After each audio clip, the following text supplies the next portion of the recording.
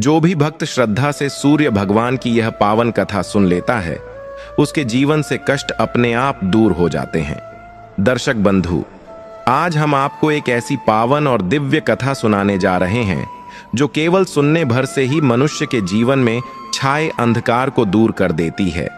कहा जाता है कि सूर्य भगवान केवल प्रकाश के देवता नहीं हैं, बल्कि वे आत्मबल, आरोग्य, तेज, सत्य और कर्म शक्ति के प्रतीक हैं। जिनके जीवन में दुख, रोग, भय, ग्रह दोष या मानसिक पीड़ा होती है, यदि वे श्रद्धा से सूर्य भगवान की कथा को सुन लेते हैं तो उनके कष्ट स्वयं मार्ग छोड़ने लगते हैं। दर्शक बंधु, यह कथा केवल शब्दों का संग्रह नहीं है, यह आत्मा को झकझोरने वाली अनुभूति है। इस कथा में आपको अपने जीवन के कई प्रश्नों के उत्तर मिलेंगे, अपने कर्मों का प्रतिबिंब दिखाई देगा और यह समझ आएगा कि सूर्य भगवान की कृपा किस प्रकार मनुष्य के भाग्य को भी बदल सकती है। इसलिए आपसे विनम्र निवेदन है कि इस पावन कथा को श्रद्धा, विश्वास और शांत मन से अंत तक सुने। संभव है कि इस कथा का कोई एक प्रसंग, कोई एक वाक्य आपके जीवन के कष्टों को हर ले और आपको एक नई दिशा दे। आइए अब बिना किसी विलंब के आरंभ करते हैं सूर्य भगवान की इस दिव्य और कल्याणकारी कथा को। बहुत समय पहले की बात है। भारतवर्ष की पवित्र भूमि पर एक अत्यंत प्रतापी राजा राज्य करते थे, जिनका नाम था राजा हरिश्चंद्र। राजा हरिश्चंद्र स्वभाव से बहुत ही धर्मनिष्ठ, न्यायप्रिय और प्रजापालक थे। उनके राज्य में प्रजा बहुत सुखी थी। चारों तरफ धन धान्य की कोई कमी नहीं थी। राजा के खजाने हमेशा भरे रहते थे और उनके द्वार से कोई भी याचक कभी खाली हाथ नहीं लौटता था। राजा की पत्नी का नाम रानी मीरावती था। रानी मीरावती भी साक्षात ममता की मूरत थीं और ईश्वर में उनका बहुत गहरा विश्वास था। बाहर से देखने पर ऐसा लगता था कि राजा हरिश्चंद्र और रानी मीरावती का जीवन स्वर्ग के समान है। उनके पास सब कुछ था, मान, सम्मान, विशाल राज्य और अपार संपत्ति। लेकिन दोस्तों, कहते हैं ना कि हर दीपक के नीचे अंधेरा होता है। ठीक वैसे ही राजा के जीवन में एक बहुत बड़ा दुख था, जिसने उनकी रातों की नींद और दिन का चयन छीन रखा था। और वह दुख था उनकी अपनी ही संतान। राजा हरिश्चंद्र और रानी मीरावती के 5 पुत्र थे। होना तो यह चाहिए था कि राजा के पुत्र होने के नाते वे भी अपने पिता की तरह संस्कारी, वीर और प्रजा की सेवा करने वाले होते। लेकिन दुर्भाग्य से वे 5 के 5 पुत्र अत्यंत दुष्ट, अहंकारी और अधर्मी निकले। बचपन से ही उन 5 राजकुमारों को राजा ने बहुत लाड़ प्यार दिया था, लेकिन उस लाड़ प्यार ने उन्हें बिगाड़ दिया था। जैसे जैसे वे बड़े हुए, उनके अवगुण भी बढ़ते गए। उन 5 भाइयों में न तो बड़ों के लिए कोई आदर था और न ही ईश्वर के प्रति कोई डर। वे 5 मिलकर राज्य की भोली भाली जनता को सताते थे। कभी किसी गरीब किसान की खड़ी फसल को अपने घोड़ों से रौंद देते, तो कभी किसी व्यापारी का सामान जबरदस्ती उठवा लेते। वे बिना किसी कारण के जानवरों को मारते और साधु संतों का अपमान करते थे। राजा हरिश्चंद्र को जब भी अपने पुत्रों की इन करतूतों के बारे में पता चलता, तो उनका मस्तक शर्म से झुक जाता। वे सोचते थे कि मैंने जीवन भर धर्म का पालन किया, कभी किसी का दिल नहीं दुखाया, फिर मेरे घर में ऐसे कुपुत्रों ने जन्म क्यों लिया। राजा कई बार अपने पुत्रों को अपने पास बुलाते और उन्हें समझाने का प्रयास करते। एक दिन की बात है, राजा हरिश्चंद्र अपने कक्ष में बहुत उदास बैठे थे। तभी रानी मीरावती वहां आईं। उन्होंने देखा कि राजा की आंखों में आंसू भरे हुए हैं। रानी ने व्याकुल होकर पूछा, महाराज, आप इतने चिंतित क्यों हैं? क्या राज्य पर कोई संकट आया है? राजा ने एक गहरी सांस ली और कहा, रानी, राज्य पर तो कोई बाहरी संकट नहीं है, लेकिन हमारे घर के भीतर जो संकट पनप रहा है, वह मुझे अंदर ही अंदर खाए जा रहा है। हमारे ये 5 पुत्र हमारे कुल का नाश करने पर तुले हुए हैं। आज फिर नगर के कोतवाल ने सूचना दी है कि हमारे मंझले पुत्र ने एक वृद्ध ब्राह्मण का अपमान किया और उनकी पूजा की थाली को लात मार दी। सोचो रानी, जिस कुल में ब्राह्मणों और संतों का सम्मान होता आया है, वहां ऐसा अनर्थ। मुझे डर है कि इनके पापों का दंड कहीं पूरे राज्य को न भुगतना पड़े। रानी मीरावती की भी आंखें भर आईं। उन्होंने कहा, महाराज, मैं भी बहुत दुखी हूं। मैंने भी उन्हें कई बार समझाने की कोशिश की, ममता से भी और क्रोध से भी, लेकिन उन पर किसी बात का कोई असर नहीं होता। वे अपनी ही धुन में मस्त हैं। उन्हें लगता है कि वे राजकुमार हैं तो वे कुछ भी कर सकते हैं। वे भूल गए हैं कि राजा का धर्म प्रजा की रक्षा करना होता है, उन्हें सताना नहीं। राजा हरिश्चंद्र उठ खड़े हुए और खिड़की के पास जाकर बाहर देखने लगे। बाहर का दृश्य बहुत सुंदर था, लेकिन राजा के मन में तूफान चल रहा था। उन्होंने कहा, रानी, मुझे चिंता इस बात की है कि मेरे बाद इस राज्य का क्या होगा। ये पांचों मिलकर इस सुंदर राज्य को नरक बना देंगे। प्रजा त्राही त्राही कर उठेगी। मेरी सारी तपस्या, मेरी सारी कीर्ति धूल में मिल जाएगी। कभी कभी मुझे लगता है कि निस्संतान होना ऐसी दुष्ट संतान होने से कहीं ज्यादा बेहतर था। कम से कम मन पर इतना बोझ तो नहीं होता। राजा की यह बात सुनकर रानी का हृदय कांप उठा। पुत्र चाहे कैसा भी हो, मां के लिए तो वह कलेजे का टुकड़ा ही होता है। लेकिन रानी यह भी जानती थीं कि राजा का दुख जायज है। उन पांचों पुत्रों ने पूरे नगर में आतंक मचा रखा था। लोग अब राजा के सामने तो कुछ नहीं कहते थे, लेकिन पीठ पीछे राजकुमारों को कोसते थे और बद्दुआएं देते थे। और माता पिता के लिए इससे बड़ा दुख क्या हो सकता है कि उनकी संतान को लोग बद्दुआ दें। दिन बीतते गए, लेकिन राजकुमारों के व्यवहार में रत्ती भर भी सुधार नहीं आया, बल्कि उनकी धृष्टता और बढ़ती गई। अब वे राज दरबार में भी मंत्रियों का अपमान करने लगे थे। वे राजा के न्याय कार्य में बाधा डालते और अपराधियों को पैसे लेकर छोड़ देते। राजा हरिश्चंद्र यह सब देख रहे थे और खून के घूंट पीकर रह जाते थे। वे विवश थे। उन्होंने कई बार सोचा कि उन्हें कठोर दंड दें, उन्हें कारागार में डाल दें, लेकिन पिता का मोह उन्हें रोक लेता था। एक दिन शाम के समय पांचों राजकुमार शिकार खेलने के लिए जंगल की ओर गए। जंगल में उन्होंने देखा कि एक आश्रम बना हुआ है, जहां कुछ आशी मुनि शांति से यज्ञ कर रहे हैं। उस पवित्र वातावरण को देखकर किसी का भी मन श्रद्धा से झुक जाए, लेकिन उन दुष्ट राजकुमारों के मन में शैतानी जागी। सबसे बड़े राजकुमार ने कहा, देखो भाइयों, ये पाखंडी साधु यहां क्या कर रहे हैं? चलो इनका थोड़ा मनोरंजन करते हैं। दूसरे भाइयों ने भी हां में हां मिलाई। वे अपने घोड़ों को दौड़ाते हुए आश्रम के भीतर घुस गए। घोड़ों की टापों से यज्ञ की वेदी टूट गई। उन्होंने वहां रखे हुए जल के कलशों को फोड़ दिया और आरशियों के ऊपर धूल फेंकने लगे। आर्षि मुनि भयभीत होकर इधर उधर भागने लगे। यह देखकर पांचों राजकुमार जोर जोर से हंसने लगे। उन्हें दूसरों को कष्ट देने में पैशाचिक आनंद आता था। उन ऋषियों में एक बहुत ही तेजस्वी और वृद्ध महर्षि थे, जिनका नाम था महर्षि गर्ग। महर्षि गर्ग ने जब देखा कि राजकुल के ये बालक इतना अधम कार्य कर रहे हैं, तो उन्हें बहुत क्रोध आया। लेकिन उन्होंने अपने क्रोध को पी लिया, क्योंकि वे जानते थे कि ये राजा हरिश्चंद्र के पुत्र हैं। उन्होंने शांत स्वर में कहा, राजकुमारों, यह तुम क्या कर रहे हो? यह ऋषि का आश्रम है। यहां शांति भंग करना महापाप है। तुम क्षत्रिय हो, तुम्हारा धर्म रक्षा करना है, विध्वंस करना नहीं। लौट जाओ यहां से और ईश्वर से क्षमा मांगो।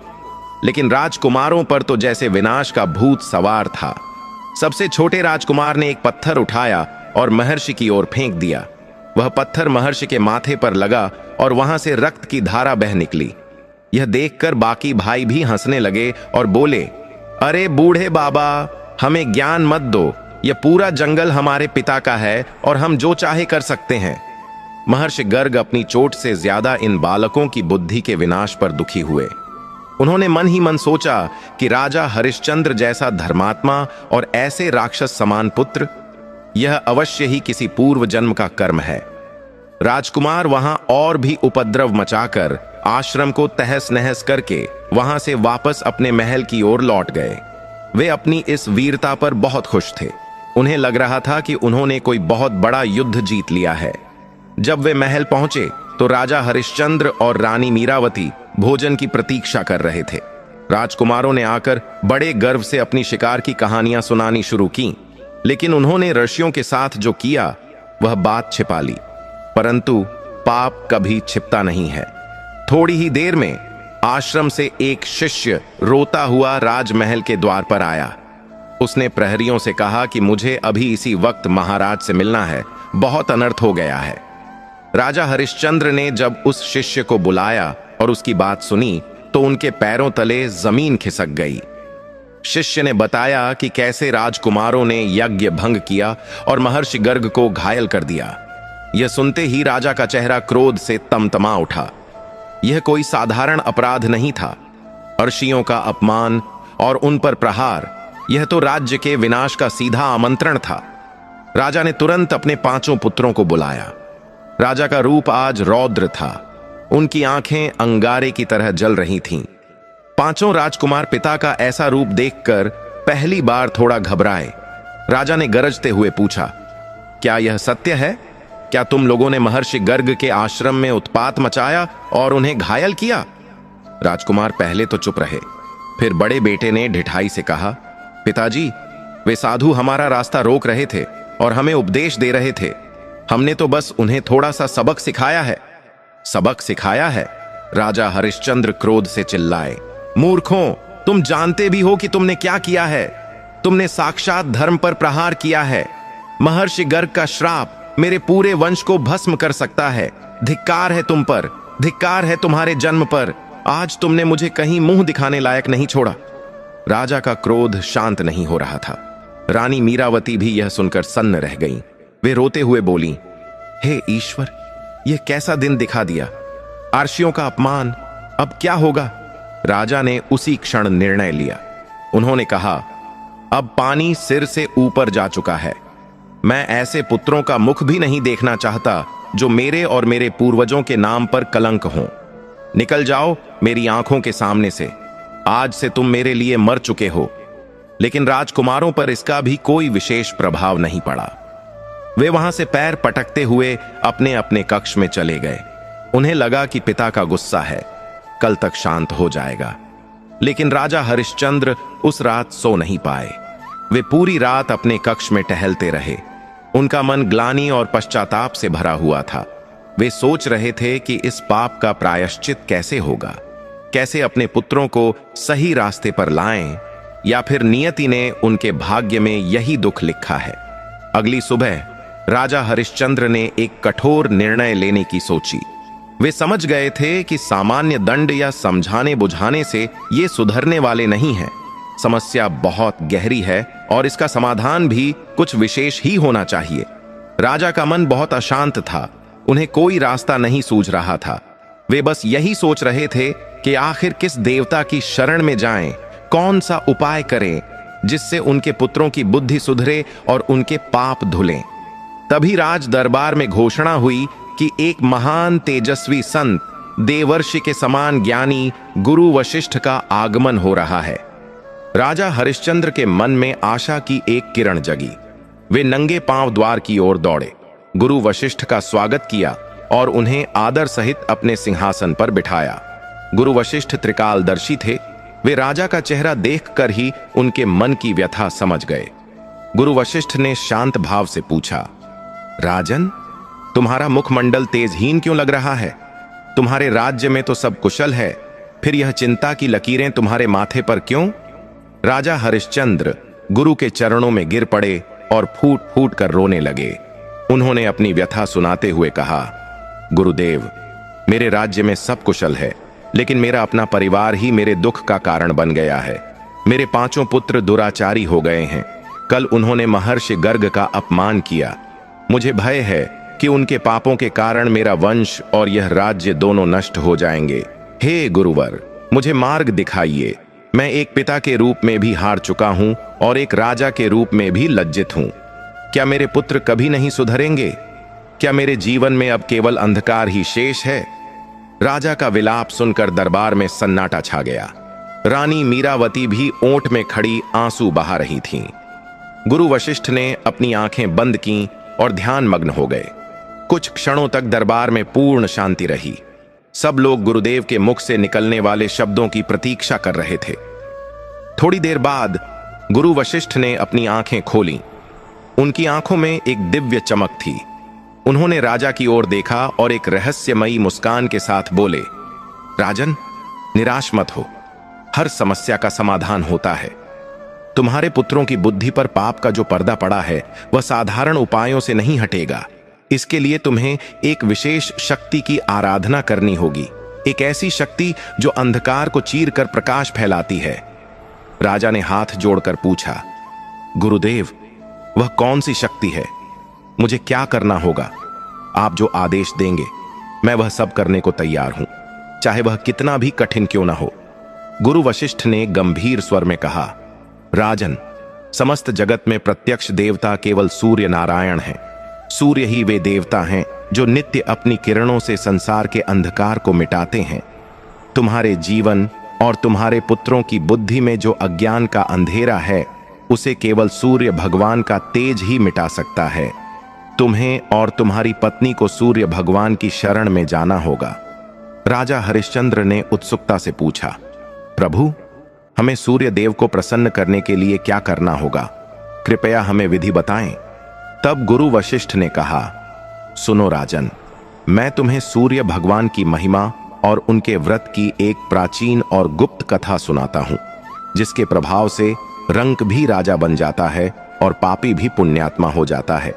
लेकिन इसके लिए तुम्हें पूर्ण निष्ठा और धैर्य रखना होगा। गुरु वशिष्ठ के मुख से सूर्य भगवान की आराधना की बात सुनकर राजा हरिश्चंद्र और रानी मीरावती के मन में एक नई उम्मीद की किरण जाग उठी थी। दरबार में सन्नाटा था। सभी दरबारी और मंत्रीगण बड़े ध्यान से गुरु वशिष्ठ की ओर देख रहे थे। राजा ने अपने आंसू पोंछे और हाथ जोड़कर विनती की, गुरुदेव, हम अज्ञानी हैं। हम नहीं जानते कि सूर्य नारायण की कृपा कैसे प्राप्त की जाती है। कृपा करके हमें वह गुप्त कथा सुनाएं और वह उपाय बताएं जिससे मेरे पुत्रों की बुद्धि शुद्ध हो सके और मेरे कुल पर लगा हुआ यह कलंक मिट सके। गुरु वशिष्ठ ने एक गहरा और शांत श्वास लिया। उन्होंने राजा को धैर्य बंधाते हुए कहा, राजन, ध्यान से सुनो। सूर्य केवल आकाश में चमकने वाला एक गोला नहीं है, वे साक्षात नारायण का स्वरूप हैं। इस संसार में जो भी प्रकाश है, जो भी जीवन है, वह उन्हीं की देन है। जब व्यक्ति के जीवन में चारों ओर से अंधकार छा जाए, जब अपने भी पराये हो जाएं और बुद्धि काम करना बंद कर दे, तब केवल सूर्य की उपासना ही उसे उस नर्क से बाहर निकाल सकती है।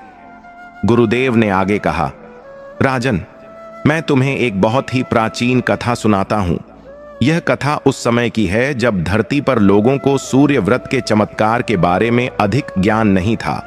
इस कथा को सुनने मात्र से ही मनुष्य के पाप कटने लगते हैं और मन में श्रद्धा का दीपक जल उठता है।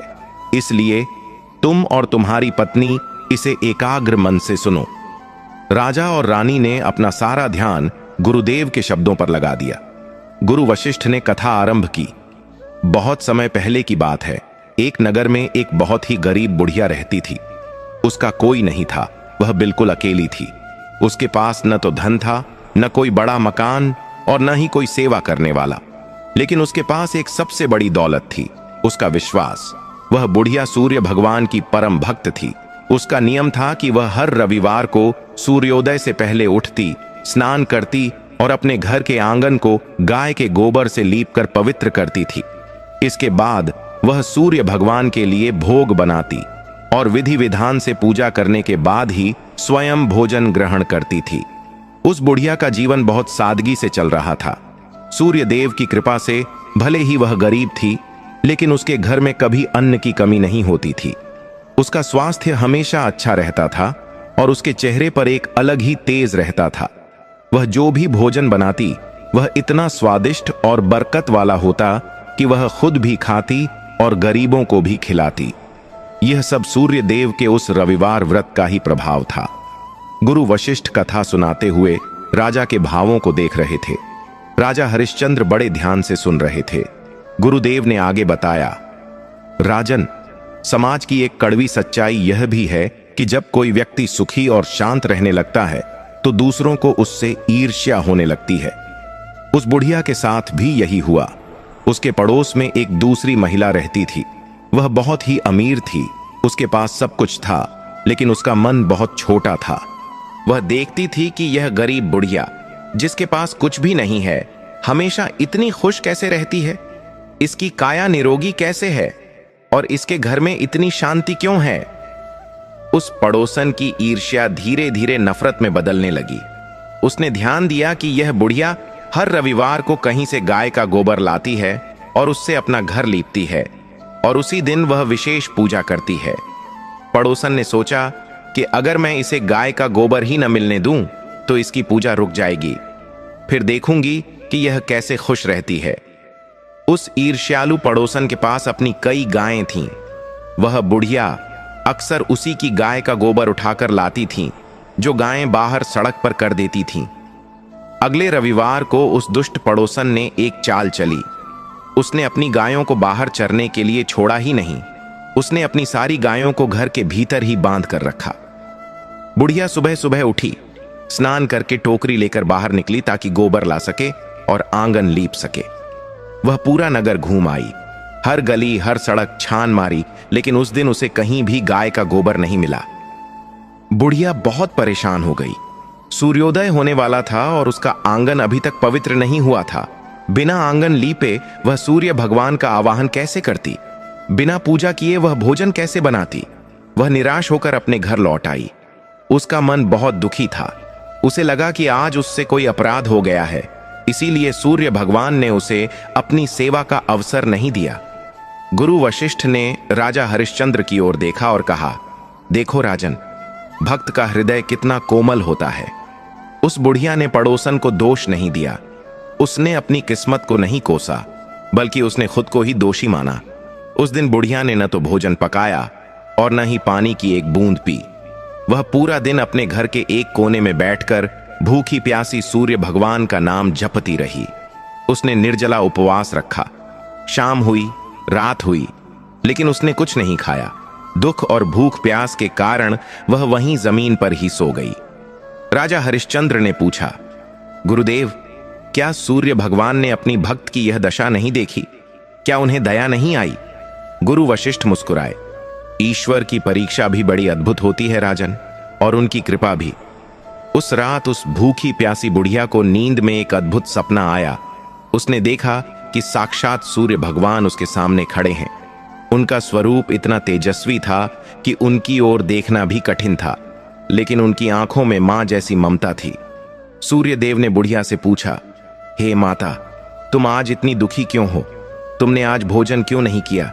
तुमने मेरी पूजा क्यों नहीं की? बुढ़िया ने सपने में ही रोते हुए कहा, हे प्रभु, मैं बहुत अभागन हूं। आज मुझे घर लीपने के लिए गाय का गोबर नहीं मिला। मेरा घर अपवित्र था, इसलिए मैं आपकी पूजा नहीं कर सकी। और जब मैंने आपको भोग नहीं लगाया तो मैं स्वयं कैसे खा सकती थी? बुढ़िया की यह निश्चल भक्ति देखकर सूर्य भगवान का हृदय पिघल गया।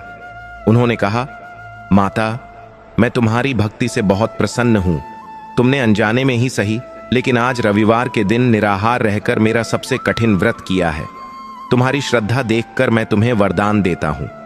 इतना कहकर सूर्य देव ने सपने में ही उस बुढ़िया को एक वरदान दिया। उन्होंने कहा, तुम्हारी यह समस्या हमेशा के लिए समाप्त हो जाएगी। अब तुम्हें गोबर के लिए भटकना नहीं पड़ेगा। मैं तुम्हें एक ऐसी गाय प्रदान करता हूं जो सभी कामनाओं को पूरा करने वाली है। और राजन, इतना ही नहीं, सूर्य देव ने कहा, चूंकि तुमने सच्चे मन से मेरा स्मरण किया है, इसलिए न केवल तुम्हें यह गाय मिलेगी, बल्कि तुम्हारे घर के सारे दुख दरिद्र भी सदा के लिए मिट जाएंगे। तुम्हें धन, पुत्र और सुख की प्राप्ति होगी और अंत में तुम्हें मोक्ष मिलेगा। इतना कहकर सूर्य भगवान अंतर्ध्यान हो गए। सुबह जब बुढ़िया की आंख खुली तो उसे लगा कि वह कोई बहुत सुंदर सपना देख रही थी। वह अपनी चटाई से उठी और जैसे ही घर के बाहर आंगन में आई तो उसकी आंखें फटी की फटी रह गईं। उसने देखा कि उसके आंगन में सचमुच एक अत्यंत सुंदर गाय खड़ी है। वह गाय सामान्य नहीं थी। उसका रंग बादलों जैसा सफेद था और उसके सींग सोने के समान चमक रहे थे। उसके गले में घंटियां बंधी थीं जो मधुर स्वर निकाल रही थीं। बुढ़िया की खुशी का ठिकाना न रहा। वह दौड़ कर गई और उस गाय के गले से लिपट गई। उसकी आंखों से खुशी के आंसू बहने लगे। उसने मन ही मन सूर्य भगवान को कोटि कोटि धन्यवाद दिया। उसने तुरंत उस गाय को चारा खिलाया और उसकी सेवा में लग गई। अब उस बुढ़िया के दिन पूरी तरह बदल गए थे। वह गाय जब गोबर करती तो वह गोबर साधारण नहीं होता था, बल्कि वह शुद्ध सोने का गोबर देती थी। राजा हरिश्चंद्र और रानी मीरावती यह सुनकर हैरान रह गए। रानी ने पूछा, सोने का गोबर? क्या सचमुच गुरुदेव? गुरु वशिष्ठ ने सिर हिलाया। हाँ देवी, सूर्य की कृपा में असंभव कुछ भी नहीं है। वह बुढ़िया उस सोने के गोबर को बेचती और उससे जो धन मिलता उससे वह गरीबों की मदद करती और सूर्य भगवान के उत्सव मनाती। देखते ही देखते वह गरीब बुढ़िया नगर की सबसे धनवान महिला बन गई। लेकिन धन आने के बाद भी उसका नियम नहीं टूटा। वह अब भी उसी श्रद्धा से हर रविवार का व्रत करती और सूर्य की उपासना करती। लेकिन राजन, बुराई इतनी आसानी से हार नहीं मानती। वह ईर्ष्यालु पड़ोसन, जिसने गायों को बांधकर बुढ़िया को परेशान किया था, उसने जब देखा कि बुढ़िया के पास इतनी सुंदर गाय आ गई है और वह रातों रात अमीर हो गई है, तो वह जल भुनकर राख हो गई। वह अपनी छत से छिपकर बुढ़िया के आंगन में झांकने लगी। उसने देखा कि बुढ़िया की गाय ने गोबर किया है और वह गोबर सोने का है। पड़ोसन की आंखें लालच से चमक उठीं। उसने देखा कि बुढ़िया तो घर के अंदर पूजा कर रही है, उसे पता ही नहीं कि गाय ने गोबर किया है। उस चालाक पड़ोसन ने तुरंत एक चाल चली। वह दबे पांव बुढ़िया के आंगन में कूदी। उसने जल्दी से वह सोने का गोबर उठाया और अपनी एक साधारण गाय का गोबर वहां रख दिया। वह सोने का गोबर लेकर अपने घर भाग गई। बुढ़िया जब पूजा करके बाहर आई तो उसने देखा कि गाय ने गोबर किया है। उसे पता ही नहीं चला कि गोबर बदल दिया गया है। उसने वह साधारण गोबर उठाया और उसे एक कोने में रख दिया। यह क्रम कई दिनों तक चलता रहा। सूर्य देव की वह दिव्य गाय रोज सोने का गोबर देती और वह लालची पड़ोसन रोज सुबह अंधेरे में आती, सोने का गोबर चुरा ले जाती और अपनी गाय का गोबर वहां रख जाती। बुढ़िया बहुत भोली थी। वह ईश्वर की भक्ति में लीन रहती थी, इसलिए उसे इस छल का पता ही नहीं चला। लेकिन राजन, ईश्वर सब देख रहा होता है। सूर्य देव अंतर्यामी है, उनसे कुछ नहीं छिपता। एक दिन सूर्य भगवान ने सोचा कि मेरी यह परम भक्त तो बहुत सीधी है, इसे ठगा जा रहा है। अगर ऐसा ही चलता रहा तो इसके पुण्य का फल उस पापी पड़ोसन को मिलता रहेगा और मेरी भक्त फिर से गरीब हो जाएगी। तब सूर्य देव ने अपनी माया रची। उस शाम बहुत जोर की आंधी आई। इतनी तेज हवा चली कि बुढ़िया ने अपनी गाय को आंगन से खोलकर घर के भीतर अपने कमरे में ही बांध लिया। उसने सोचा कि बाहर मौसम खराब है, कहीं गाय को ठंड न लग जाए। अगली सुबह जब बुढ़िया सोकर उठी तो उसने देखा कि गाय ने कमरे के अंदर ही गोबर किया है और वह गोबर शुद्ध सोने का है और जगमगा रहा है। बुढ़िया समझ गई कि यह गाय कोई साधारण गाय नहीं है। उसे यह भी समझ आ गया कि इतने दिनों से क्या हो रहा था। उस दिन के बाद से बुढ़िया ने गाय को घर के भीतर ही बांधना शुरू कर दिया। उधर उस लालची पड़ोसन की हालत खराब हो गई। उसे सोने का गोबर मिलना बंद हो गया। उसका लालच इतना बढ़ गया था कि वह अब किसी भी हद तक जाने को तैयार थी। उसने सोचा कि अगर यह गाय मुझे नहीं मिल सकती तो मैं इसे बुढ़िया के पास भी नहीं रहने दूंगी। देखो राजन, दुष्ट व्यक्ति की बुद्धि कैसे काम करती है। वह खुद सुखी नहीं रहना चाहता, वह बस दूसरों को दुखी देखना चाहता है, ठीक वैसे ही जैसे तुम्हारे पुत्र प्रजा को सताकर खुश होते हैं। राजा हरिश्चंद्र का सिर शर्म से झुक गया। उन्होंने कहा, सत्य कह रहे हैं गुरुदेव, ईर्ष्या और लालच मनुष्य को राक्षस बना देता है। फिर क्या हुआ? उस पड़ोसन ने क्या किया? गुरु वशिष्ठ ने कहा, उस पड़ोसन ने एक बहुत ही भयंकर षड्यंत्र रचा। उस समय उस नगर का जो राजा था वह भी तुम्हारे जैसा ही प्रतापी था, लेकिन वह कानों का थोड़ा कच्चा था। वह पड़ोसन राजा के दरबार में पहुंची। उसने राजा के सामने जाकर कहा, महाराज, आपके राज्य में एक चमत्कार हुआ है, लेकिन आपको उसकी खबर ही नहीं है। आपके राज्य में एक बुढ़िया है जिसके पास ऐसी गाय है जो सोने का गोबर देती है। राजा यह सुनकर चौंक गया। उसने कहा, क्या बकवास कर रही हो? गाय और सोने का गोबर? पड़ोसन ने कसम खाते हुए कहा, मैं सत्य कह रही हूं महाराज, लेकिन विचार करने वाली बात यह है कि ऐसी दिव्य वस्तु तो राजा के पास होनी चाहिए। एक साधारण बुढ़िया के पास सोने की गाय का क्या काम? एक, उस गाय पर तो राजकोष का अधिकार है। उस बुढ़िया ने उस गाय को छिपा कर रखा है, जो कि राजा की अवमानना है। राजा के मन में भी लोभ आ गया। उसे लगा कि यदि सचमुच ऐसी कोई गाय है तो वह मेरे खजाने की शोभा बढ़ानी चाहिए। राजा ने तुरंत अपने सैनिकों को आदेश दिया, जाओ और उस बुढ़िया के घर से वह गाय लेकर आओ, और अगर बुढ़िया विरोध करे तो उसे भी पकड़ कर ले आओ। सैनिक तुरंत बुढ़िया के घर पहुंचे। बुढ़िया उस समय अपनी गाय को रोटी खिला रही थी। सैनिकों ने बिना कोई बात सुने गाय की रस्सी खोल ली। बुढ़िया रोने लगी, गिड़गिड़ाने लगी, भैया यह गाय मत ले जाओ, यही मेरा सहारा है, यह मेरे सूर्य भगवान का प्रसाद है। लेकिन सैनिकों ने एक न सुनी। वे गाय को जबरदस्ती खींचकर राजमहल की ओर ले गए। बुढ़िया उनके पीछे पीछे रोती हुई गई, लेकिन उसे महल के अंदर नहीं जाने दिया गया। बुढ़िया वहीं महल के द्वार पर बैठकर फूट फूट कर रोने लगी। उसने आसमान की ओर हाथ उठाकर पुकारा, हे सूर्य देव, मैंने कौन सा अपराध किया था? आपने मुझे यह वरदान दिया और अब राजा इसे छीन ले गया। अब मैं क्या करूं? मेरी रक्षा करो प्रभु, मेरी लाज रखो। उस दिन बुढ़िया ने फिर से अन्न जल त्याग दिया और वहीं रोते रोते प्रार्थना करने लगी। गुरु वशिष्ठ रुके और उन्होंने राजा हरिश्चंद्र की आंखों में झांकते हुए कहा, राजन, जब किसी निर्दोष और सच्चे भक्त के आंसू गिरते हैं तो उसका बदला स्वयं परमात्मा लेते हैं। राजा उस गाय को पाकर बहुत खुश था। उसने गाय को अपने शाही अस्तबल में बंधवा दिया। लेकिन राजा को यह नहीं पता था कि वह गाय नहीं, बल्कि अपना विनाश अपने घर ले आया है।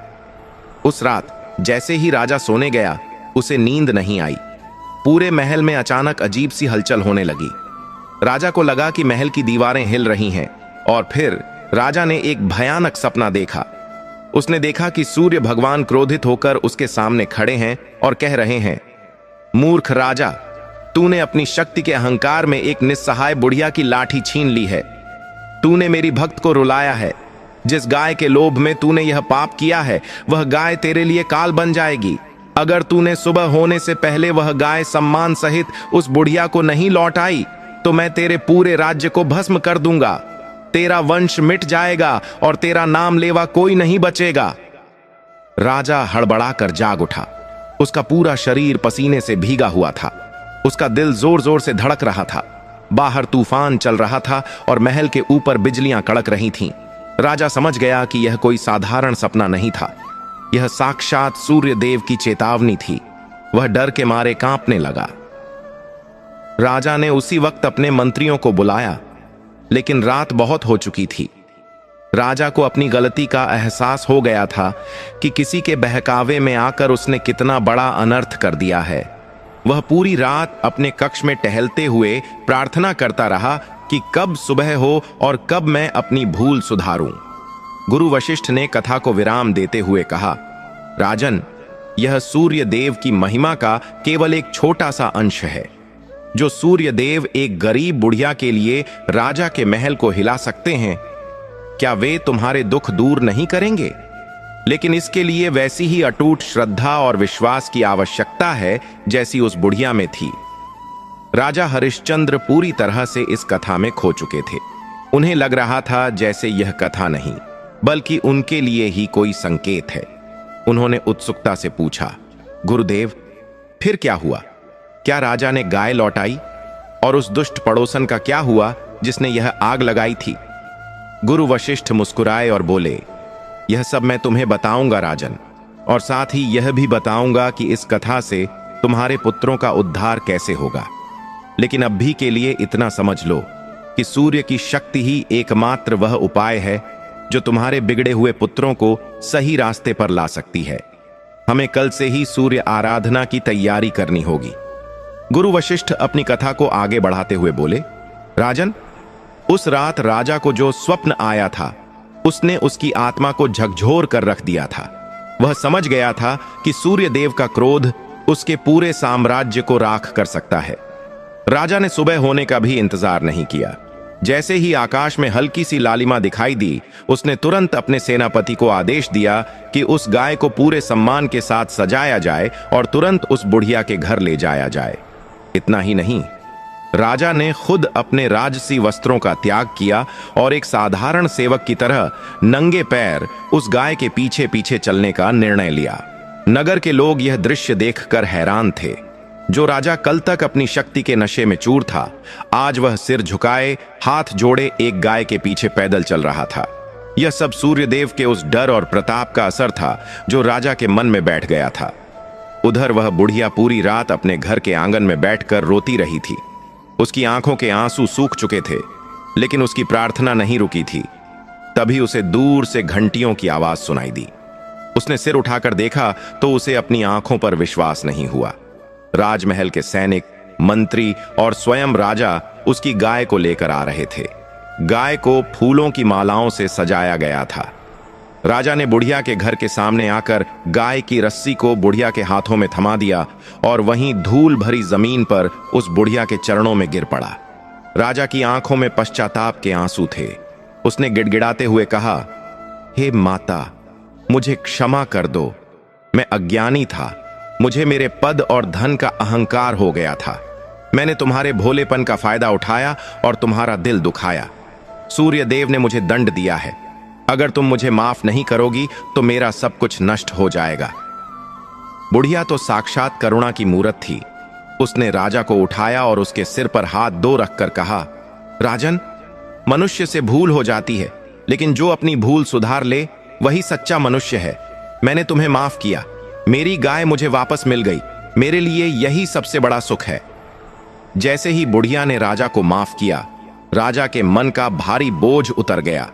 लेकिन राजन, न्याय अभी अधूरा था। राजा ने खड़े होकर अपनी तलवार निकाली और क्रोधित स्वर में पूछा, माता, मुझे सच सच बताओ, उस दिन दरबार में आकर किसने तुमसे यह गाय छीनने के लिए मुझे उकसाया था? वह कौन थी जिसने यह झूठ बोला कि आपने गाय छिपाई है? बुढ़िया कुछ बोलती, उससे पहले ही राजा के गुप्तचर उस कपट्टी पड़ोसन को पकड़कर वहां ले आए। उस पड़ोसन का चेहरा डर के मारे पीला पड़ चुका था। उसे पता चल गया था कि उसका पाप का घड़ा अब भर चुका है। राजा ने उसे देखते ही पहचान लिया। राजा ने गरजते हुए कहा, दुष्ट स्त्री, तेरी ईर्ष्या और लालच ने न केवल इस पवित्र आत्मा को कष्ट दिया, बल्कि मुझे भी पाप का भागीदार बना दिया। तूने एक राजा को भ्रमित किया और सूर्य देव के कोप को निमंत्रण दिया। पड़ोसन राजा के पैरों में गिरकर भीख मांगने लगी, लेकिन राजा ने कहा, जो दूसरों के सुख से जलता है और निर्दोष को सताता है, उसके लिए मेरे राज्य में कोई जगह नहीं है। राजा ने उसी वक्त आदेश दिया कि इस स्त्री का मुंह काला करके इसे गधे पर बैठाकर पूरे नगर में घुमाया जाए और फिर इसे राज्य से बाहर निकाल दिया जाए, ताकि भविष्य में कोई भी पड़ोसी अपने पड़ोसी के साथ ऐसा छल करने की हिम्मत न करे। उस दिन उस पड़ोसन को अपने किए की भयानक सजा मिली। उसकी सारी संपत्ति जब्त कर ली गई और उसे अपमानित होकर राज्य छोड़ना पड़ा। उधर राजा ने घोषणा करवा दी कि आज से मेरे राज्य में हर रविवार को सभी लोग सूर्य देव का व्रत रखेंगे और पूजा करेंगे।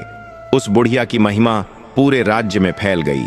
राजा ने उस बुढ़िया को बहुत सा धन और मान सम्मान दिया, लेकिन बुढ़िया ने वह सारा धन समाज की सेवा और सूर्य भगवान के मंदिरों के निर्माण में लगा दिया। गुरु वशिष्ठ ने कथा समाप्त करते हुए राजा हरिश्चंद्र की ओर देखा और कहा, राजन, यह थी सूर्य भगवान के उस पावन व्रत की कथा।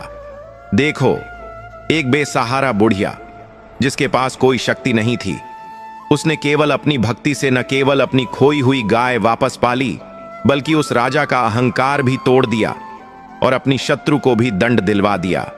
सूर्य देव अपने भक्तों की रक्षा के लिए किसी भी हद तक जा सकते हैं। राजा हरिश्चंद्र और रानी मीरावती, जो बड़े ध्यान से यह कथा सुन रहे थे, उनके मन में एक नई ऊर्जा का संचार हुआ।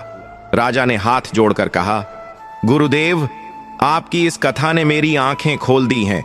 मुझे विश्वास हो गया है कि सूर्य देव ही मेरे संकट का निवारण करेंगे।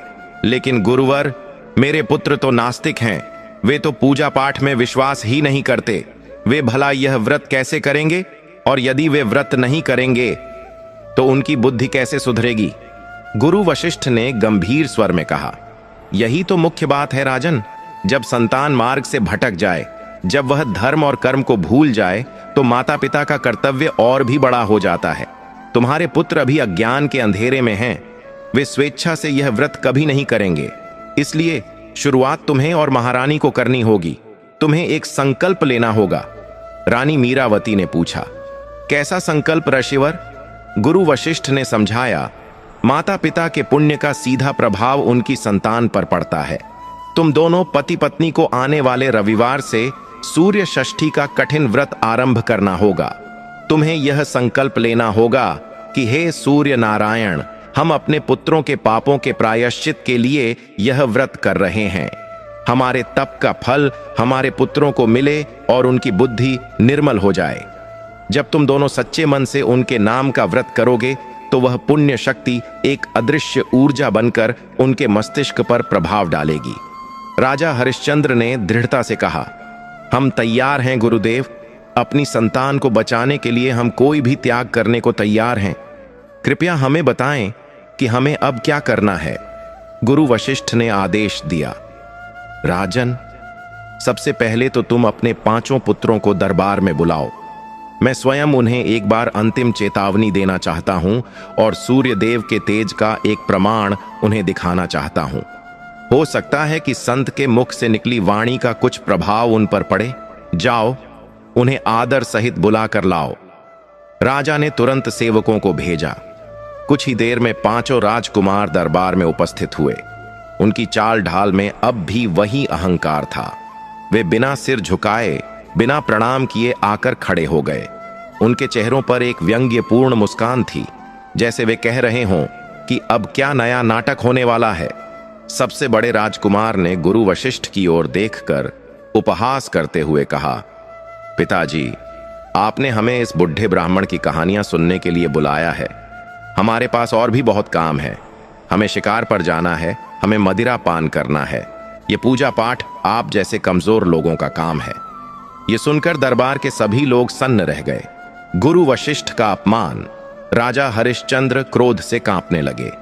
वे अपनी तलवार निकालने ही वाले थे कि गुरु वशिष्ठ ने उन्हें हाथ के इशारे से रोक दिया। गुरु वशिष्ठ के चेहरे पर क्रोध नहीं, बल्कि एक विचित्र शांति थी। उन्होंने राजकुमार की आंखों में आंखें डालकर देखा। उनकी दृष्टि इतनी तीक्ष्ण थी कि राजकुमार को एक पल के लिए अपनी नजरें झुकानी पड़ी। गुरु वशिष्ठ ने भारी और गूंजती हुई आवाज में कहा, राजकुमार, जवानी और ताकत का नशा ज्यादा दिन नहीं टिकता। जिस सूरज को तुम रोज सिर के ऊपर देखते हो और जिसे तुम केवल एक आग का गोला समझते हो, वह इस ब्रह्मांड का प्राण है। तुम मेरा अपमान कर सकते हो, अपने पिता का अपमान कर सकते हो, लेकिन उस शक्ति का अपमान नहीं कर सकते जो तुम्हारी सांसों को चला रही है। मंझले राजकुमार ने हंसते हुए कहा, अरे बस कीजिए महाराज, हमें डराइए मत। अगर आपके सूर्य देव में इतनी ही शक्ति है तो कहिए उनसे कि अभी इसी वक्त कुछ चमत्कार करके दिखाएं। अगर उन्होंने कुछ किया तो हम मान जाएंगे, वरना आप अपना कमंडल उठाइए और यहां से चलते बनिए। पापों का घड़ा भर चुका था। गुरु वशिष्ठ ने एक गहरी सांस ली। उन्होंने समझ लिया कि अब वाणी से नहीं, बल्कि विधि से ही काम बनेगा। उन्होंने राजा से कहा, राजन, विनाश काले विपरीत बुद्धि। तुम्हारे पुत्रों ने आज साक्षात अपनी मृत्यु को चुनौती दी है। अब इनके सुधार की गुंजाइश बातों से खत्म हो चुकी है। अब केवल सूर्य महायज्ञ ही एक रास्ता बचा है। गुरुदेव ने राजकुमारों की ओर एक उंगली उठाई और कहा, जाओ, अपनी अज्ञानता में जी लो कुछ दिन और, लेकिन याद रखना, जिस दिन तुम्हारे माता पिता का तप पूरा होगा, उस दिन या तो तुम बदल जाओगे या फिर भस्म हो जाओगे। राजकुमार जोर जोर से हंसते हुए और एक दूसरे का हाथ मारते हुए दरबार से चले गए। उनके जाने के बाद दरबार में एक भारी उदासी छा गई। राजा हरिश्चंद्र की आंखों में बेबसी थी। उन्हें लगा कि शायद अब सब कुछ खत्म हो गया है। लेकिन गुरु वशिष्ठ ने राजा के कंधे पर हाथ रखा और कहा, हिम्मत मत हारो हरिश्चंद्र। लोहा जितना तपता है उतना ही मजबूत होता है। आज से ठीक 3 दिन बाद रविवार है। उस दिन हम सूर्य विजय महायज्ञ का आरंभ करेंगे। मैं तुम्हें एक विशेष मंत्र दूंगा। तुम्हें और रानी को अगले 15 रविवार तक बिना अन्न ग्रहण किए केवल फलों पर रहकर यह व्रत करना होगा। क्या तुम यह कर पाओगे? राजा और रानी ने एक स्वर में कहा, हम करेंगे गुरुदेव। हम अपने पुत्रों के लिए अग्नि परीक्षा देने को भी तैयार हैं। और इस प्रकार राजा हरिश्चंद्र के महल में एक महा अनुष्ठान की तैयारी शुरू हो गई। यह केवल एक पूजा नहीं थी, बल्कि यह पाप और पुण्य के बीच का एक युद्ध था। एक तरफ 5 अहंकारी पुत्रों के पापों का पहाड़ था और दूसरी तरफ माता पिता की तपस्या और सूर्य देव का तेज। 3 दिन बाद रविवार का सूर्योदय हुआ। पूरा राजमहल मंत्रोच्चार से गूंज उठा। राजा और रानी ने पीले वस्त्र धारण किए।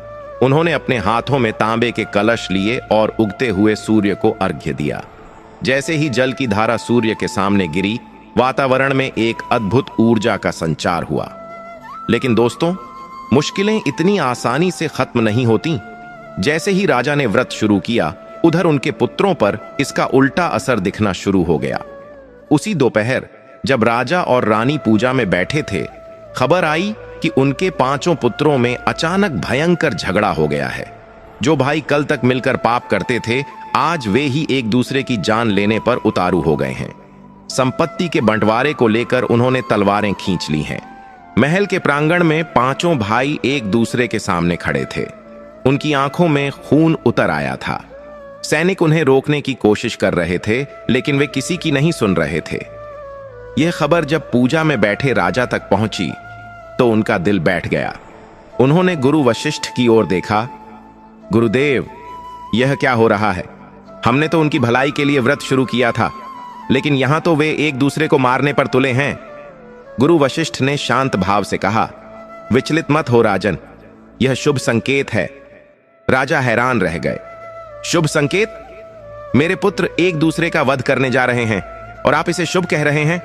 गुरुदेव ने कहा, हां राजन, जब दवा अपना असर दिखाना शुरू करती है तो शरीर के अंदर का जहर बाहर निकलता है, जिससे एक बार तो तकलीफ बढ़ती ही है। तुम्हारे पुत्रों के अंदर जो पाप और असुरता बैठी हुई है, सूर्य देव की ऊर्जा ने उस पर प्रहार किया है। यह जो लड़ाई है, यह उनके अहंकार की लड़ाई है।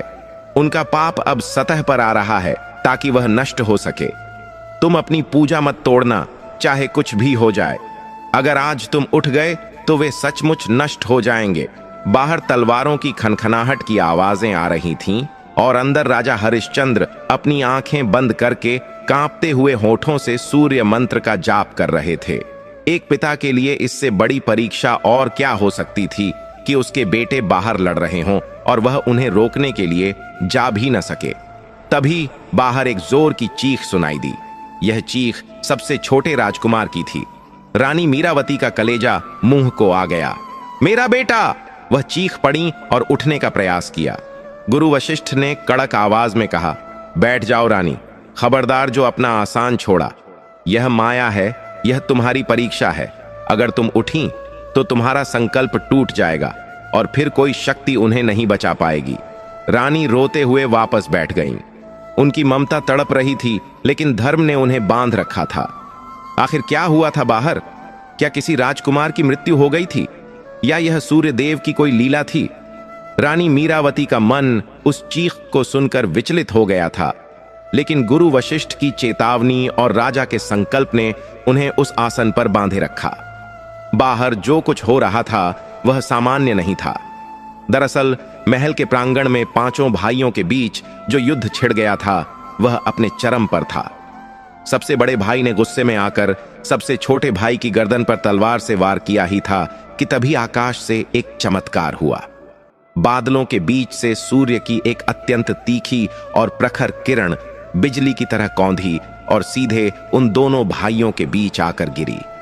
वह किरण इतनी तेज थी कि उसकी चमक से 5 भाइयों की आंखें कुछ पलों के लिए चुंधियां गईं, और जिस हाथ में बड़े भाई ने तलवार पकड़ रखी थी, उस हाथ में एक जोरदार झटका लगा। तलवार उसके हाथ से छूटकर दूर जा गिरी और उसके टुकड़े टुकड़े हो गए। वह चीख जो रानी ने सुनी थी, वह मृत्यु की चीख नहीं थी, बल्कि वह भय और आश्चर्य की चीख थी। उस छोटे राजकुमार को खरोंच तक नहीं आई थी, लेकिन वह उस आसमानी बिजली के गिरने से डरकर जमीन पर गिर पड़ा था। 5 भाई जो एक दूसरे को मारने पर उतारू थे, अब हक्के बक्के होकर आसमान की ओर देख रहे थे। आसमान में कोई बादल नहीं थे, फिर यह बिजली कहां से गिरी? और उसने ठीक उसी समय वार क्यों किया जब एक भाई दूसरे भाई की हत्या करने वाला था? गर्मी अचानक इतनी बढ़ गई कि उनके पसीने छूटने लगे। उनके घोड़े जो पास ही बंधे थे, वे भी रस्सियां तोड़कर भागने लगे। एक अजीब सा भय उन 5 के मन में बैठ गया। उन्होंने महसूस किया कि कोई अदृश्य शक्ति है जो उन्हें देख रही है और उन्हें रोक रही है। महल के अंदर राजा हरिश्चंद्र और रानी मीरावती ने कांपते हाथों से अपनी पूजा पूरी की। जैसे ही अंतिम आहुति दी गई, बाहर का शोरगुल शांत हो गया। गुरु वशिष्ठ ने राजा को आंखें खोलने का संकेत दिया। राजा ने व्याकुल होकर पूछा, गुरुदेव, मेरे पुत्र, क्या वे जीवित हैं? गुरु वशिष्ठ ने शांत स्वर में कहा, राजन, ईश्वर अपने भक्त की परीक्षा लेता है, लेकिन उसका अहित नहीं करता। तुम्हारे पुत्र सुरक्षित हैं। आज सूर्य देव ने उन्हें केवल एक चेतावनी दी है। वह जो बिजली गिरी थी, वह तुम्हारे सत्य के तप की शक्ति थी, जिसने तुम्हारे कुल को हत्या के पाप से बचा लिया। अगर आज तुम पूजा छोड़कर उठ जाते तो अनर्थ हो जाता। राजा और रानी ने राहत की सांस ली। उन्होंने सूर्य भगवान को दंडवत प्रणाम किया। शाम को जब राजकुमार वापस महल के भीतर आए तो वे बहुत डरे हुए और सहमे हुए लग रहे थे। वे एक दूसरे से बात भी नहीं कर रहे थे। आज पहली बार राजमहल में शांति थी। कोई शोर शराबा नहीं, कोई मदिरापान नहीं। राजकुमार चुपचाप अपने अपने कमरों में चले गए। राजा ने रानी से कहा, देखो रानी, गुरुदेव सत्य कहते थे। केवल एक दिन के व्रत का यह प्रभाव है कि जो शेर की तरह दहाड़ते थे, आज वे बिल्ली की तरह दुबक गए हैं। लेकिन दोस्तों, पाप की जड़ें बहुत गहरी होती हैं। वे इतनी आसानी से नहीं उखड़ती। अगला पूरा सप्ताह राजकुमारों के लिए बहुत कष्टदायक बीता। सूर्य देव का व्रत शुरू होने के बाद से उनके जीवन में अजीबोगरीब घटनाएं घटने लगीं। सोमवार को जब वे शिकार पर गए तो जंगल में उन्हें एक भी जानवर नहीं मिला। वे पूरा दिन भूखे प्यासी भटकते रहे। जब वे थक हार कर एक नदी के किनारे पानी पीने गए तो जैसे ही उन्होंने पानी को हाथ लगाया, पानी सूख गया और वहां केवल कीचड़ रह गया। वे हैरान थे। मंगलवार को जब वे भोजन करने बैठे तो जैसे ही उन्होंने निवाला मुंह में डाला, उन्हें लगा जैसे वे भोजन नहीं बल्कि गरम राख खा रहे हों। उन्होंने गुस्से में थालियां फेंक दी और रसोइयों को पीटने लगे। लेकिन रसोइयों ने रोते हुए कसम खाई कि भोजन बिल्कुल सही बना है। यह केवल राजकुमारों को ही कड़ुआ और राख जैसा लग रहा था। बुधवार की रात को उन्हें नींद नहीं आई। जैसे ही वे आंखें बंद करते, उन्हें सपने में चारों तरफ आग ही आग दिखाई देती। उन्हें लगता कि सूर्य का एक गोला उनके पीछे दौड़ रहा है। वे पसीने से लथपथ होकर जाग जाते। उन पांचों को समझ नहीं आ रहा था कि उनके साथ अचानक यह क्या हो रहा है। वे शारीरिक रूप से कमजोर होने लगे थे। उनका अहंकार अब झुंझलाहट में बदल रहा था। वे समझ गए थे कि यह सब उनके माता पिता के उस पाखंड पूजा की वजह से हो रहा है। अगला रविवार आया। यह व्रत का दूसरा रविवार था। राजा और रानी सुबह सुबह उठकर स्नान करके सूर्य पूजा की तैयारी करने लगे। गुरु वशिष्ठ ने पहले ही चेतावनी दे दी थी कि राजन, आज सावधान रहना। जब पाप पर चोट पड़ती है तो वह पलटवार जरूर करता है। आज तुम्हारे पुत्र तुम्हें पूजा करने से रोकने का प्रयास कर सकते हैं। और वही हुआ। राजकुमारों की सहन शक्ति जवाब दे गई थी। वे पांचों एक साथ मिलकर उस स्थान की ओर बढ़े जहां राजा यज्ञ कर रहे थे। उनकी आंखों में गुस्सा था। बड़े राजकुमार ने चिल्लाते हुए कहा, बस बहुत हो गया। पिताजी के इस ढोंग ने हमारा जीना हराम कर दिया है। न हम खा पा रहे हैं, न सो पा रहे हैं। आज मैं इस हवन कुंड को ही बुझा दूंगा। न रहेगा बांस, न बजेगी बांसुरी। वे तेजी से यज्ञ मंडप के द्वार पर पहुंचे। राजा हरिश्चंद्र ध्यान में मग्न थे। रानी का ध्यान द्वार की ओर गया और उन्होंने देखा कि उनके पुत्र हाथों में लाठियां और पत्थर लेकर आ रहे हैं। रानी का दिल फिर से घबराया, लेकिन उन्हें गुरु की बात याद थी, रुकना नहीं है। राजकुमार जैसे ही मंडप के प्रवेश द्वार पर आए, एक और अद्भुत घटना घटी। जैसे ही उन्होंने मंडप के अंदर पैर रखने की कोशिश की, उन्हें लगा जैसे वे किसी आग की दीवार से टकरा गए हों। वहां कोई दीवार नहीं थी, केवल हवा थी। लेकिन वह हवा इतनी गर्म थी कि उनकी त्वचा जलने लगी। पीछे हटो, मंझला भाई चिल्लाया, यहां तो आग बरस रही है। वे बार बार आगे बढ़ने की कोशिश करते, लेकिन एक अदृश्य शक्ति उन्हें धकेल देती। गुरु वशिष्ठ ने अपनी आंखें खोले बिना ही ऊंचे स्वर में मंत्रोच्चार जारी रखा। वह मंत्र एक सुरक्षा कवच बन गया था। राजकुमार बाहर खड़े होकर गालियां देने लगे, चिल्लाने लगे, पिताजी बंद करो ये सब, आप हमें मारना चाहते हो क्या? राजा के कानों में अपने पुत्रों की आवाजें जा रही थीं। एक पिता के लिए यह सुनना कितना कठिन होता है, कि उसके बच्चे तड़प रहे हैं। राजा का मन हुआ कि उठकर उन्हें गले लगा लें, और कहें कि ठीक है, मैं यह पूजा बंद कर देता हूं। लेकिन तभी उन्हें महर्षि गर्ग का वह श्राप याद आ गया कि तुम्हारा वंश नष्ट हो जाएगा। राजा ने अपने मन को पत्थर कर लिया। उन्होंने सोचा, नहीं, यह तड़प इनके भले के लिए है। जैसे कड़वी दवा पीने पर बच्चा रोता है, वैसे ही ये रो रहे हैं। मुझे कमजोर नहीं पड़ना है। राजा और रानी ने बाहरी शोरगुल को नजरअंदाज करते हुए अपनी पूजा जारी रखी। उधर राजकुमार गर्मी और जलन बर्दाश्त नहीं कर पाए और वहां से भाग खड़े हुए। वे जाकर एक ठंडे तालाब में कूद गए। तब जाकर उनके शरीर की जलन कम हुई। उस शाम जब वे पांचों भाई तालाब के किनारे बैठे थे तो उनके पास एक बूढ़ा व्यक्ति आया। वह व्यक्ति कोई और नहीं बल्कि राजा के ही राज्य का एक कुटिल और दुष्ट मंत्री था, जिसे राजा ने बहुत पहले उसके भ्रष्टाचार के कारण निकाल दिया था। वह मंत्री हमेशा से राजा हरिश्चंद्र से बदला लेना चाहता था। उसने देखा कि यह सही मौका है। बाप और बेटों में दरार पड़ चुकी है। वह कुटिल मंत्री राजकुमारों के पास गया और झूठी सहानुभूति दिखाते हुए बोला, अरे राजकुमारों, यह क्या दशा बना रखी है? आप तो इस राज्य के भविष्य हैं और आज आप ही बेघर होकर यहां तालाब किनारे बैठे हैं। बड़ा दुख होता है यह देखकर। बड़े राजकुमार ने गुस्से में कहा, क्या करें काका, हमारे पिता ही हमारे दुश्मन बन गए हैं। वे किसी साधु के चक्कर में आकर कोई काला जादू कर रहे हैं, जिससे हमारा जीना मुश्किल हो गया है। मंत्री ने कान भरते हुए कहा, राजकुमार, यह कोई साधारण जादू नहीं है। मुझे खबर मिली है कि राजा हरिश्चंद्र और वह वशिष्ठ मिलकर तुम पांचों को राज्य से बेदखल करने की योजना बना रहे हैं। वे चाहते हैं कि तुम पागल हो जाओ या खुद ही राज्य छोड़कर भाग जाओ, ताकि वे यह राज्य अपने किसी प्रिय पात्र को दे सकें या फिर दान कर दें। यह पूजा तुम्हारे भले के लिए नहीं, तुम्हारे विनाश के लिए है। मूर्ख राजकुमारों को यह बात तुरंत सच लग गई। विनाश काले विपरीत बुद्धि। छोटे भाई ने कहा, मैं तो पहले ही कह रहा था, पिताजी हमें प्यार नहीं करते, तो अब हम क्या करें?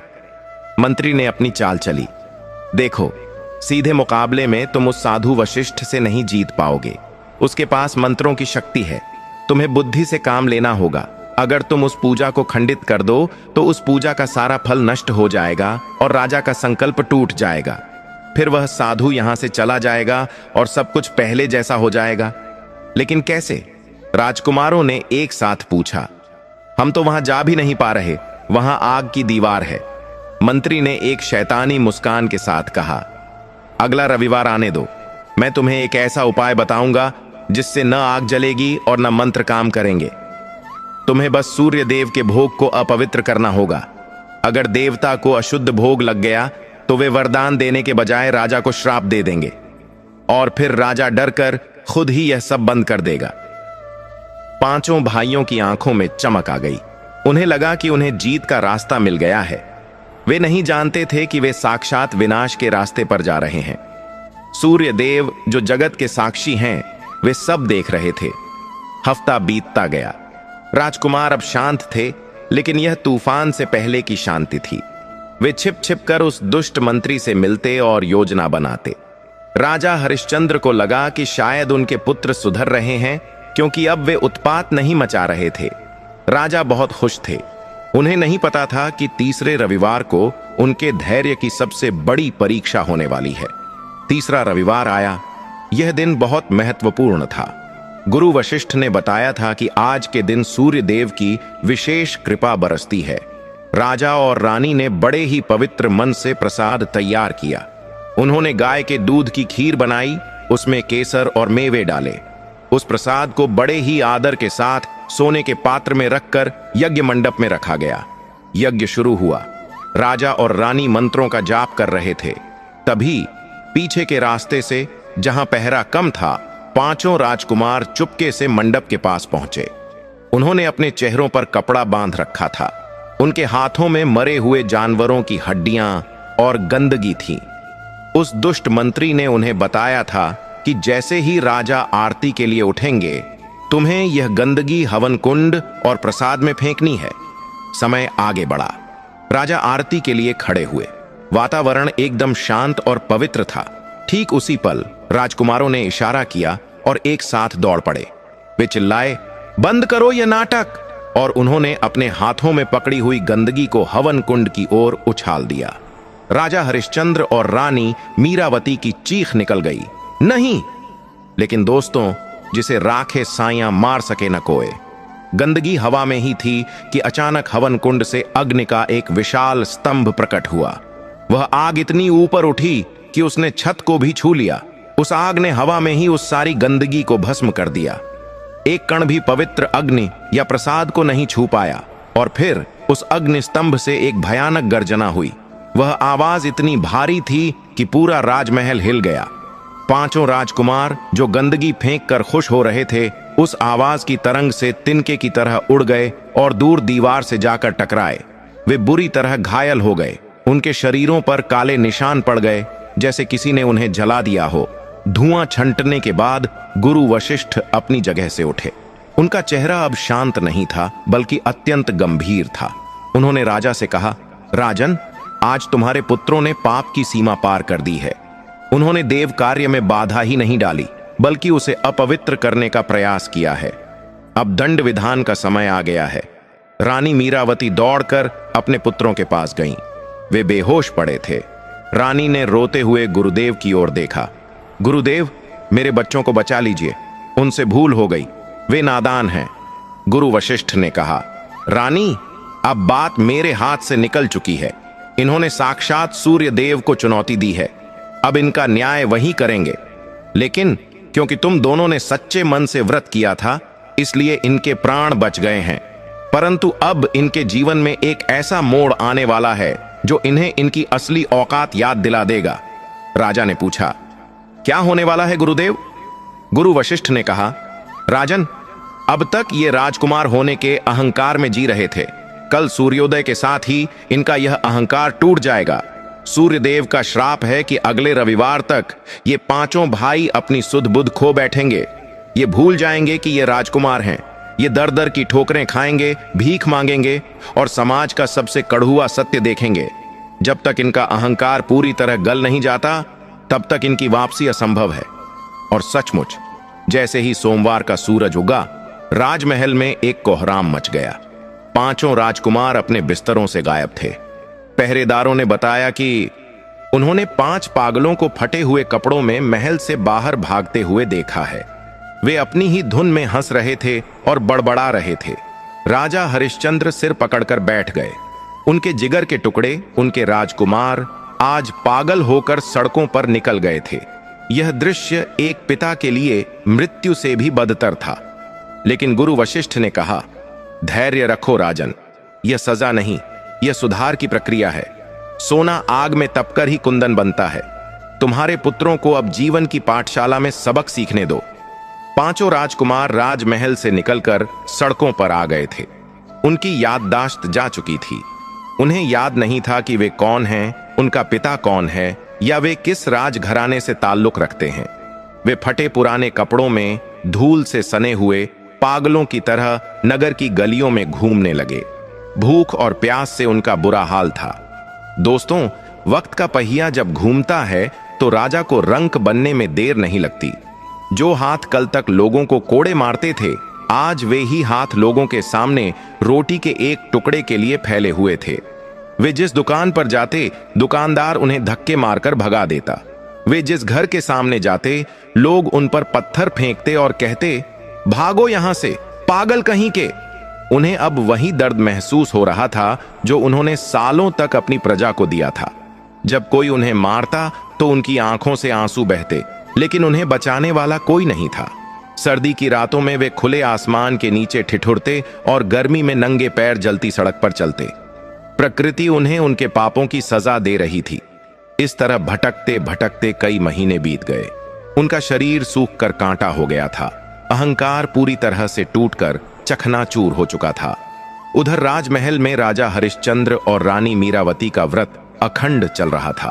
पुत्रों के वियोग में उनका मन रोता था, लेकिन उनका संकल्प चट्टान की तरह मजबूत था। गुरु वशिष्ठ उन्हें ढांढस बंधाते रहते थे। देखते ही देखते 15वां रविवार आ गया। यह व्रत की समाप्ति का दिन था। उस दिन पूरे राज्य में सूर्य पूजा का आयोजन किया गया था। राजा हरिश्चंद्र ने अंतिम हवन शुरू किया। उन्होंने मन ही मन सूर्य देव से प्रार्थना की, हे दीनानाथ, हे जगत के स्वामी, मेरी परीक्षा अब समाप्त करो। मेरे पुत्रों ने अपने कर्मों का फल भोग लिया है, अब उन पर दया करो प्रभु। अगर आज आपने मेरी पुकार नहीं सुनी तो संसार का विश्वास भक्ति से उठ जाएगा। जैसे ही राजा ने हवन में अंतिम आहुति डाली और एयुएम सूर्याय नमः का जयकारा लगाया, तभी महल के मुख्य द्वार पर एक हलचल हुई। पहरेदारों ने देखा कि 5 भिखारी, जो अब चलने की हालत में भी नहीं थे, घिसटते हुए महल के द्वार तक आ पहुंचे हैं। वे भूख से इतने व्याकुल थे कि उन्हें हवन के प्रसाद की सुगंध वहां खींच लाई थी। पहरेदार उन्हें रोकने ही वाले थे कि गुरु वशिष्ठ चिल्लाए, रुको, उन्हें आने दो, उन्हें मत रोको। वे 5 भिखारी, जो असल में राजकुमार ही थे, लड़खड़ाते हुए यज्ञ मंडप के पास आए और वहीं जमीन पर गिर पड़े। उनकी हालत देखकर रानी मीरावती का दिल फट गया। वे पहचान गईं कि ये फटेहाल भिखारी कोई और नहीं, उनके अपने बेटे हैं। रानी दौड़कर उनके पास गईं और उनके धूल भरे सिर को अपनी गोद में रख लिया। राजा की आंखों से भी आंसुओं की धारा बह निकली। उसी क्षण हवन कुंड से एक दिव्य प्रकाश प्रकट हुआ। वह प्रकाश इतना तीव्र था कि रात में भी दिन जैसा उजाला हो गया, और उस प्रकाश के बीच से साक्षात भगवान सूर्य नारायण प्रकट हुए। उनके हाथों में कमल थे और चेहरे पर करुणा का भाव था। गुरु वशिष्ठ, राजा, रानी और पूरी प्रजा ने जमीन पर लेटकर सूर्य भगवान को प्रणाम किया। सूर्य भगवान ने अपनी गंभीर और मधुर वाणी में कहा, उठो राजन, तुम्हारी और तुम्हारी पत्नी की तपस्या सफल हुई। मैं तुम्हारे धैर्य से बहुत प्रसन्न हूं। तुमने पुत्र मोह को त्याग कर धर्म का पालन किया है। मांगो, क्या वरदान मांगते हो? राजा हरिश्चंद्र ने हाथ जोड़कर कहा, हे प्रभु, मुझे अपने लिए कुछ नहीं चाहिए, बस मेरे इन अज्ञानी पुत्रों को क्षमा कर दें। इन्होंने अहंकार में आकर बहुत पाप किए हैं, लेकिन अब इन्होंने उसकी सजा भोग ली है। इनकी बुद्धि को शुद्ध कर दें और इन्हें एक नया जीवन दान दें। सूर्य भगवान मुस्कुराए। उन्होंने अपना हाथ उठाया और उन 5 बेहोश राजकुमारों की ओर एक दिव्य किरण छोड़ी। जैसे ही वह सुनहरी किरण उनके शरीरों पर पड़ी, एक चमत्कार हुआ। उनके शरीर के घाव भरने लगे, उनकी काली पड़ी त्वचा फिर से चमकने लगी और उनके फटे हुए कपड़े राजसी वस्त्रों में बदल गए। सबसे बड़ा चमत्कार यह हुआ कि जब उन्होंने आंखें खोलीं तो उनकी आंखों में अब वह पुराना अहंकार और क्रूरता नहीं थी। उनकी आंखों में अब पछतावा और विनम्रता थी। उनकी याददाश्त वापस आ गई थी, लेकिन साथ ही उन्हें अपने भिखारी जीवन का वह कड़ुआ अनुभव भी याद था। 5 राजकुमार उठ खड़े हुए। उन्होंने अपने सामने साक्षात सूर्य भगवान को और अपने माता पिता को देखा। उन्हें अपनी पिछली करतूतों पर इतनी शर्म आई कि वे रोते हुए अपने पिता और माता के चरणों में गिर पड़े। बड़े राजकुमार ने रोते हुए कहा, पिताजी, हमें माफ कर दीजिए। हमने आपको बहुत दुख दिया। जब हम सड़कों पर भीख मांग रहे थे, तब हमें समझ आया कि दर्द क्या होता है और भूख क्या होती है। अब हम जीवन भर कभी किसी का अहित नहीं करेंगे। हम प्रजा की सेवा करेंगे। सूर्य भगवान ने कहा, पुत्रों, याद रखना, पद और शक्ति सेवा के लिए होती है, शोषण के लिए नहीं। जिस दिन तुम फिर से अहंकार करोगे, तुम्हारा पतन उसी दिन हो जाएगा। आज तुम्हारे माता पिता के पुण्य प्रताप से तुम्हें यह नया जीवन मिला है। इतना कहकर सूर्य भगवान ने राजा को आशीर्वाद दिया। राजन, तुम्हारे राज्य में अब कभी अकाल नहीं पड़ेगा। जो भी व्यक्ति रविवार के दिन श्रद्धा से मेरा व्रत रखेगा या इस कथा को सुनेगा, उसके घर से दरिद्रता और कलह हमेशा के लिए दूर हो जाएगी। निस्संतान को संतान मिलेगी और रोगी को स्वास्थ्य मिलेगा। यह वरदान देकर सूर्यदेव अंतर्ध्यान हो गए। उस दिन के बाद से राजा हरिश्चंद्र का राज्य पूरी तरह बदल गया। वे 5 राजकुमार, जो कभी प्रजा के लिए काल थे, अब सबसे बड़े सेवक बन गए। वे खुद भेष बदलकर राज्य में घूमते और देखते कि किसी गरीब को कोई कष्ट तो नहीं है। राजा हरिश्चंद्र और रानी मीरावती ने अपना शेष जीवन सूर्य की उपासना और आनंद में बिताया। तो दोस्तों, यह थी सूर्य भगवान की वह पावन कथा। इससे हमें यही सीख मिलती है कि अहंकार मनुष्य का सबसे बड़ा शत्रु है और ईश्वर की भक्ति में ही वह शक्ति है जो बिगड़े हुए नसीब को भी संवार सकती है। उम्मीद है राजा हरिश्चंद्र के परिवार की तरह आपके परिवार पर भी सूर्य नारायण की कृपा हमेशा बनी रहेगी। अगर आपको यह कहानी पसंद आई हो तो कमेंट में जय सूर्य देव लिखना न भूलें और चैनल को सब्सक्राइब जरूर करें। दर्शक बंधु, अब आइए हम आपको खुद से सूर्य भगवान की आरती गाकर सुनाते हैं। ओम जय सूर्य भगवान, जय हो दिनकर भगवान। ओम जय सूर्य भगवान, जय हो दिनकर भगवान। जग के पालनहार तुम हो, त्रिभुवन के आधार। ओम जय सूर्य भगवान, रवि तेज से जगे उजियारा। तुम्हें हो ज्ञान के सार, तुम्हें हो ज्ञान के सार। ओम जय सूर्य भगवान, जय हो दिनकर भगवान। सप्त अश्वों पर विराजत, रथ सजे सुनार, रथ सजे सुनार। ओम जय सूर्य भगवान, जय हो दिनकर भगवान। अरुण सारथी साथ तुम्हारे, अरुण सारथी साथ तुम्हारे। करते जग उद्धार, करते जग उद्धार। ओम जय सूर्य भगवान, जय हो दिनकर भगवान।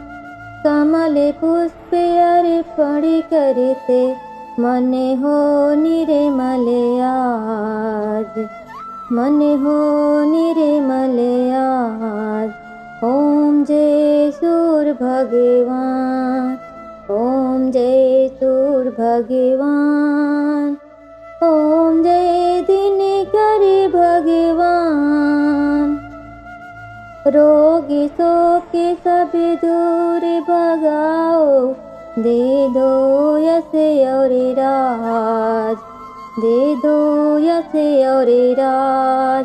ओम जय सूर्य भगवान, जय हो दिनकर भगवान। ओम जय सूर्य भगवान, जय हो दिनकर भगवान। भक्त वत्सल दीन दयाला, कृपा करो आपार, कृपा करो आपार। जय हो सूर्य भगवान, जय हो सूर्य भगवान। जय हो दिनकर भगवान, जय हो सूर्य भगवान। जो जन नित्य आरती गावे, जो जन नित्य आरती गावे। हो भव से उद्धार, हो भव से उद्धार। ओम जय सूर्य भगवान, ओम जय सूर्य भगवान। ओम जय दिनकर भगवान, ओम जय सूर्य भगवान। जय हो दिनकर भगवान। जय हो सूर्य देव भगवान की।